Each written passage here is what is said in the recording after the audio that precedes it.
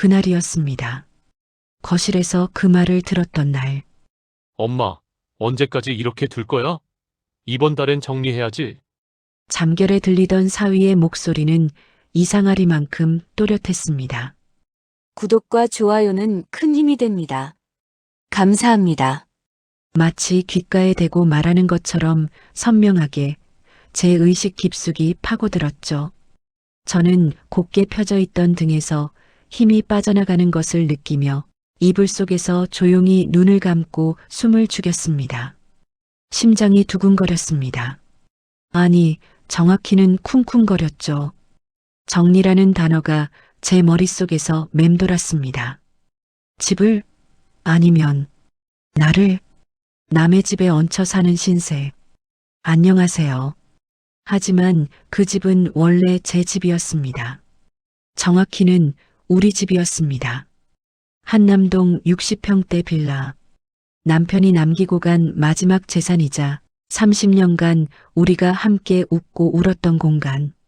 벽마다 아이들의 키를 재던 작은 연필 자국이 남아있고 주방 찬장 뒤편엔 아직도 남편이 적어둔 김치찌개 레시피 메모지가 붙어 있었죠. 하지만 2년 전 췌장암 진단을 받은 뒤 모든 게 달라졌습니다. 수술비, 항암 치료비, 재활 비용. 저축은 바닥났고 연금만으론 턱없이 부족했습니다. 딸은 엄마 우리 같이 살자고 했고 저는 망설이다가 결국 고개를 끄덕였습니다. 저는 그렇게 동거인이 되었습니다. 딸 부부의 표정은 처음엔 밝았습니다. 하지만 시간이 지날수록 그들의 미소는 억지스러워졌고 제가 지나가면 낮은 한숨 소리가 뒤따랐습니다. 거실 새벽 5시 30분. 사위가 커피를 타며 컵을 탁 내려놓는 소리가 들렸습니다. 계속 이렇게 둘 순 없잖아. 생활비도 못 내시는데. 딸은 말없이 고개를 끄덕였습니다. 그녀의 침묵은 동이었죠. 저는 방문 틈 사이로 새어 들어오는 희미한 빛을 보며 스스로의 존재가 점점 더 무거운 짐처럼 느껴졌습니다. 그들이 내뱉는 작은 말 한마디 한마디가 매일 조금씩 제 마음을 갉아먹었습니다. 내가 왜 이렇게까지 눈치를 봐야 하지? 그런 생각이 들 때마다 저는 스스로를 다독였습니다. 조금만 참자. 조금만 더. 하지만 그 조금이 언제까지일지 저는 알 수 없었습니다. 그 무렵이었습니다. 집안에서 묘한 움직임이 감지되기 시작했죠. 딸은 자꾸만 전화를 받으며 방문을 닫았고 목소리를 낮췄습니다. 사위는 저녁마다 노트북을 켜고 동남아 리조트, 럭셔리 풀빌라 사진을 스크롤하며 무언가를 검색했습니다. 저는 문득 이런 생각이 들었죠. 여행? 이 시기에? 며칠 후 딸이 조심스럽게 제 방문을 두드렸습니다. 엄마 혹시 병원비 때문에라도. 딸의 목소리는 떨렸습니다. 하지만 눈빛은 단단했죠. 저 집을 팔 생각은 없으세요? 순간 제 손가락이 공중에서 멈췄습니다. 차를 따르던 손이 멈췄고 잔이 미세하게 흔들렸습니다. 집을 팔라고? 내가 살아온 집을? 딸의 눈동자는 흔들리지 않았습니다. 오히려 제가 흔들리고 있었죠. 저는 천천히 최대한 침착하게 미소 지으며 대답했습니다. 그래. 너희가 힘들면 생각은 해볼게. 하지만 속은 끓고 있었습니다. 집만 팔면 나를 쫓아낼 생각이겠지. 나 없으면 둘이서 더 편하게 살 수 있을 테니까.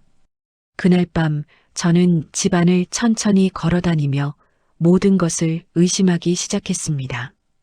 딸의 웃음소리, 사위의 인사, 냉장고 속 반찬까지 모든 것이 계산처럼 느껴졌습니다. 딸과 사위는 어느 날 갑자기 말했습니다. 엄마, 내일부터 동남아 여행 좀 다녀오려고 해요. 3박 5일이니까 금방 와요. 저는 속으로 이렇게 생각했죠. 아, 드디어 시작이구나. 내가 없는 며칠 동안 무슨 짓을 저지를까? 부부가 출발한 날 딸이 남긴 메모를 발견했습니다. 엄마, 냉장고에 좋아하시는 반찬 다 채워놨어요. 약은 식탁 위에 날짜별로 정리해놨고요. 절대 거르지 마세요. 저는 잠시 멈칫했습니다. 냉장고를 열었을 때 반찬은 12종류였습니다. 멸치볶음, 가지나물, 참치김치찌개, 시금치 무침, 된장찌개, 고등어조림. 모두 제가 좋아하는 것들 뿐이었죠. 옆에는 손편지도 있었습니다. 딸의 또박또박한 글씨체로 엄마 혼자 계실까봐 걱정돼서 요즘 집 근처 요양보호사분께 시간 맞춰 들러달라고 부탁드렸어요.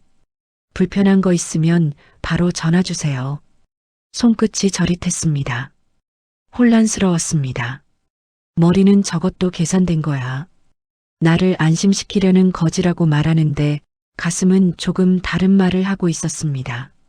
설마 내가 잘못 생각한 건 아닐까? 내가 틀렸을까? 여행 둘째 날이었습니다.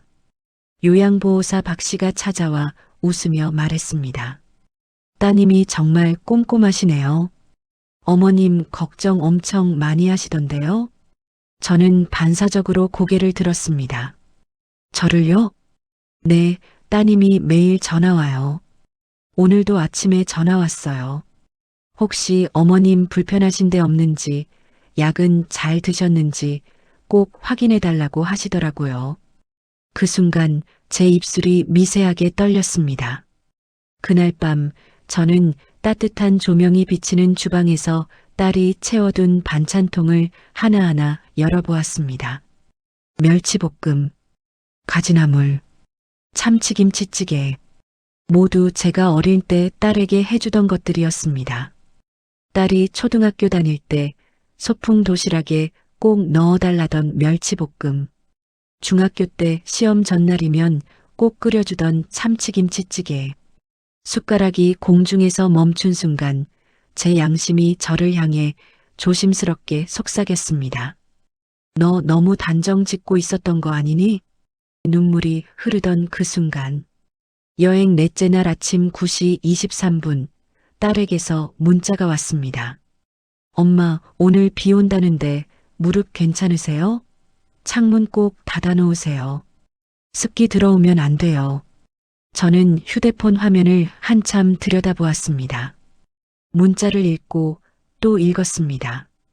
그리고 천천히 창가로 걸어갔습니다.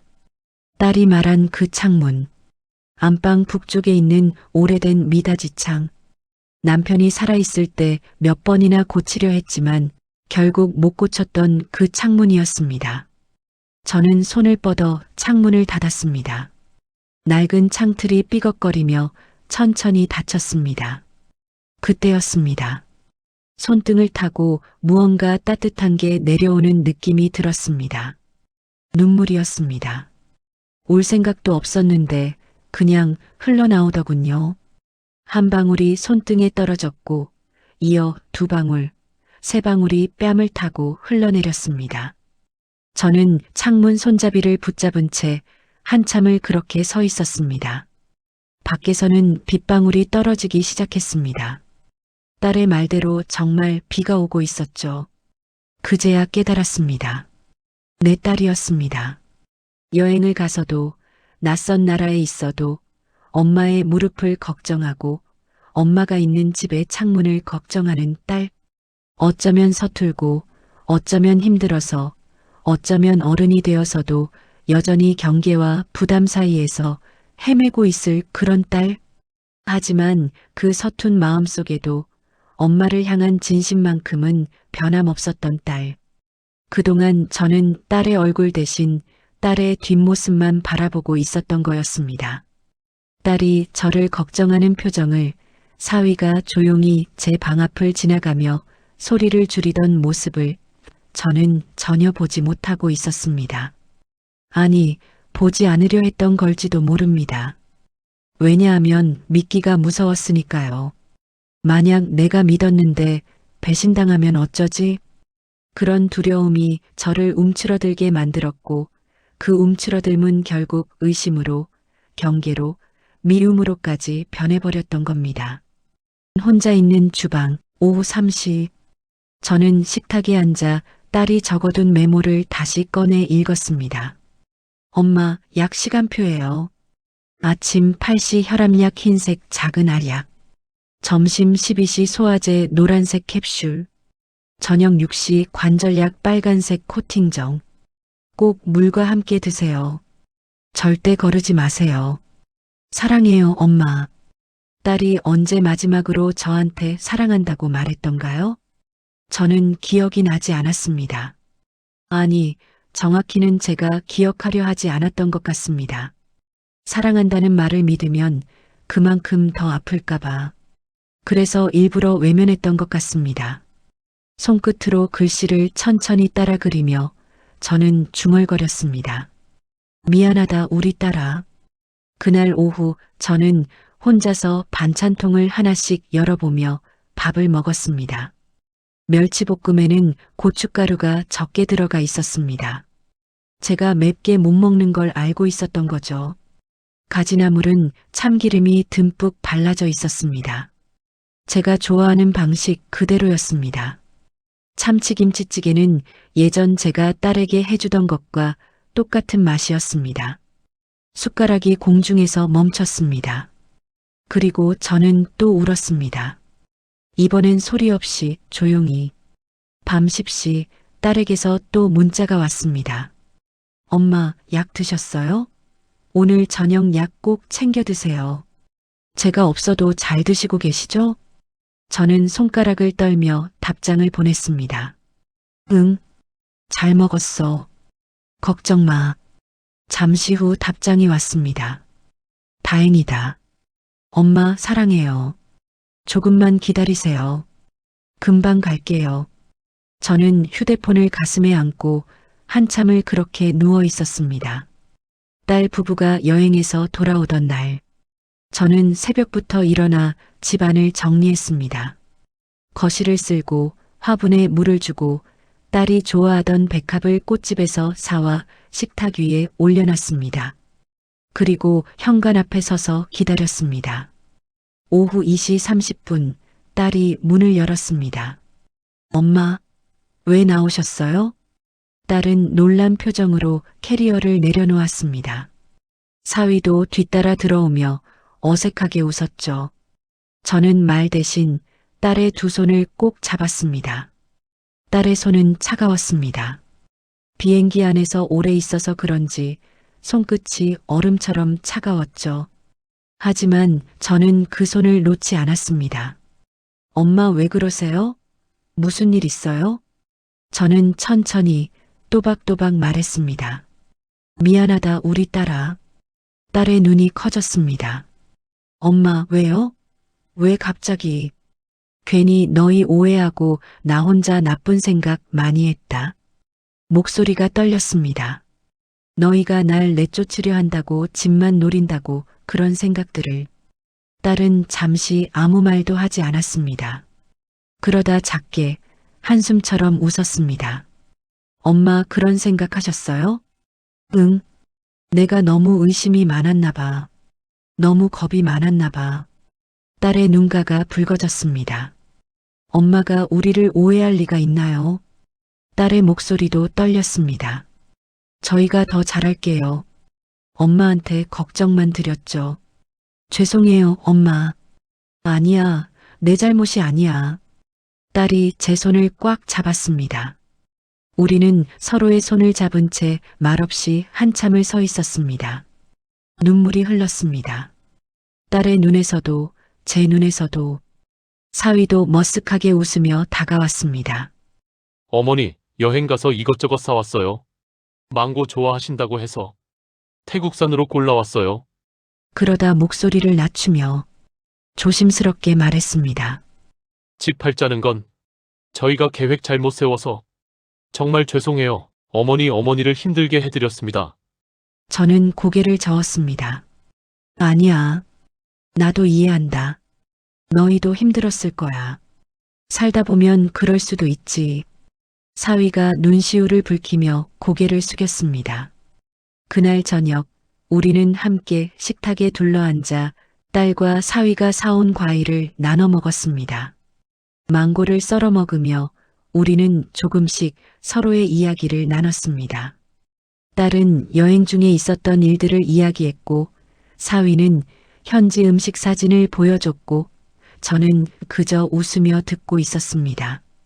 며칠 후, 저는 딸과 사위를 식탁에 앉혔습니다. 저는 오랫동안 생각한 끝에 제 마음을 정리했습니다. 진말이야. 딸과 사위가 긴장한 표정으로 저를 바라봤습니다. 팔지 말자. 내가 조금 불편해도 괜찮다. 여기서 같이 살자.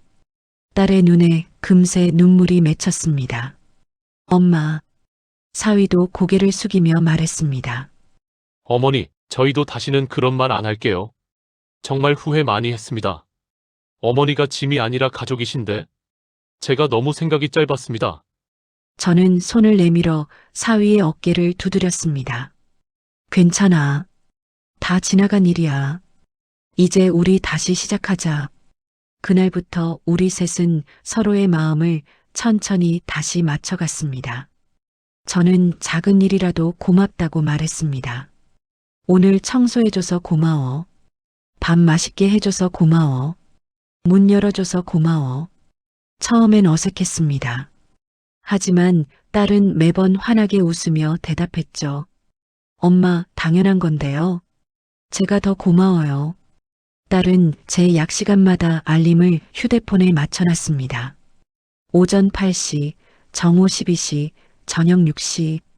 알람이 울릴 때마다 딸은 제 방문을 두드리며 물었습니다. 엄마, 약 드셨어요? 저는 매번 고개를 끄덕이며 대답했습니다. 응, 먹었어. 걱정 마. 사위는 매주 토요일 아침마다 제 무릎에 파스를 붙여주었습니다. 어머니, 오늘도 무릎 좀 볼게요. 처음엔 어색했지만 점점 익숙해졌습니다. 사위의 손길은 조심스러웠고 따뜻했습니다. 어머니, 이번 주는 좀 나으신 것 같아요. 그래, 내 덕분인가 봐. 사위가 환하게 웃었습니다. 제가 모료 어머니가 관리 잘하셔서. 그렇죠? 집안의 공기가 조금씩 따뜻해졌습니다. 어느 평범한 저녁, 딸이 저녁을 차리며 말했습니다. 엄마, 오늘 뭐 드시고 싶으세요? 된장찌개. 좋아요. 두부 듬뿍 넣어드릴게요. 사위는 거실에서 TV를 보다가 일어나 주방으로 왔습니다. 제가 상추 씻을게요. 오빠 고마워. 그 모습을 보며 저는 소파에 앉아 있었습니다. 웃음소리가 들렸습니다. 그릇 부딪히는 소리, 물 흐르는 소리, 딸과 사위가 주고받는 농담. 모든 게 평범했습니다. 하지만 그 평범함이 저는 이렇게나 소중한 줄 몰랐습니다. 그 평범함 속에 담긴 진심을 저는 이제야 느낄 수 있었습니다. 그리고 어느 봄날, 벚꽃이 흩날리는 4월의 오후였습니다. 딸이 조심스럽게 제 방문을 두드렸습니다. 엄마, 잠깐 얘기 좀 할 수 있을까요? 그래, 들어와. 딸은 제 침대 모서리에 앉았습니다. 손을 꼭 쥔 채로요. 엄마, 집 팔자는 얘기 다 제 욕심이었어요. 저는 조용히 딸을 바라봤습니다. 사실 저희도 힘들었어요. 오빠 회사에서 구조조정 얘기가 나왔고, 저도 육아 휴직 끝나고 복직하기가 불안했고, 그래서 좀 더 나은 환경에서 살고 싶었던 것 같아요. 딸의 목소리가 떨렸습니다. 근데 그게 다 변명이었던 것 같아요. 사실은 제가 엄마한테 짐이 된다고 생각했어요. 엄마 아프시니까 병원비도 많이 들고 저희도 돈 벌어야 하는데 그런 생각들이 자꾸 들더라고요. 딸이 눈물을 흘렸습니다. 죄송해요, 엄마. 제가 딸 자격이 없는 것 같아요. 저는 딸의 손을 꼭 잡았습니다. 괜찮다. 살다 보면 욕심도 나고 힘들 때도 있지.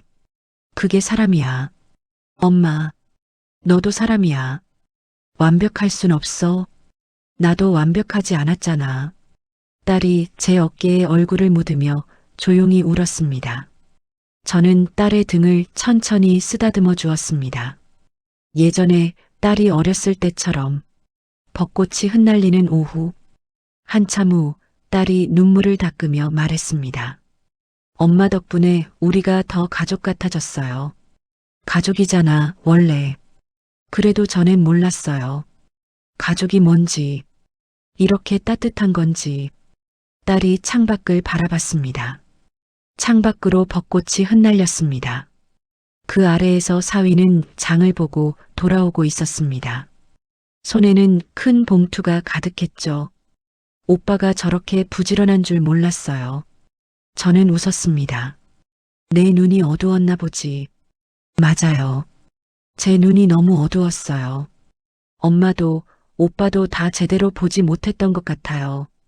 딸도 웃었습니다. 우리는 창가에 나란히 앉아 벚꽃이 흩날리는 풍경을 바라봤습니다. 그날 저녁 우리 셋은 식탁에 둘러앉았습니다. 딸이 새로 산 앞치마를 두르고 음식을 차렸습니다. 된장찌개, 제육볶음, 시금치나물, 김치, 계란말이. 사위가 밥을 푸며 말했습니다. 어머니, 오늘 마트에서 한우 사왔어요. 주말에 구워드릴게요. 그래, 고맙다. 천만에요. 저야말로 어머니 덕분에. 맛있는 거 많이 먹어요. 딸이 웃으며 말했습니다. 엄마 다음 주에 병원 가시잖아요. 제가 같이 갈게요. 괜찮아. 혼자 갈 수 있어. 아니에요. 제가 가고 싶어요. 엄마랑 시간 보내고 싶어요. 저는 고개를 끄덕였습니다. 그래, 그럼 같이 가자. 밥을 먹으며 우리는 자연스럽게 이야기를 나눴습니다. 일상적인 이야기들, 날씨, 뉴스, 내일 할 일 사소한 걱정들. 하지만 그 사소함 속에 담긴 것들이 저는 이제야 보였습니다. 딸의 미소 속에 담긴 안도감, 사위의 농담 속에 담긴 편안함, 그리고 우리 셋이 함께 있다는 것 자체가 주는 따뜻함. 그날 밤 저는 침대에 누워 천장을 바라봤습니다. 이 집에 흐르는 공기, 이 집에 담긴 시간, 그리고 이 집에 살고 있는 사람들, 모두 예전보다 훨씬 따뜻했습니다. 그날 거실에서 들었던 차가운 말들은 이제 기억 속에서 조용히 사라져갔습니다. 대신 남은 것은 딸의 웃음소리, 사위의 발걸음소리, 함께 먹는 저녁 식사의 온기였습니다. 저는 눈을 감으며 중얼거렸습니다. 고맙다 우리 딸아. 우리 사위야.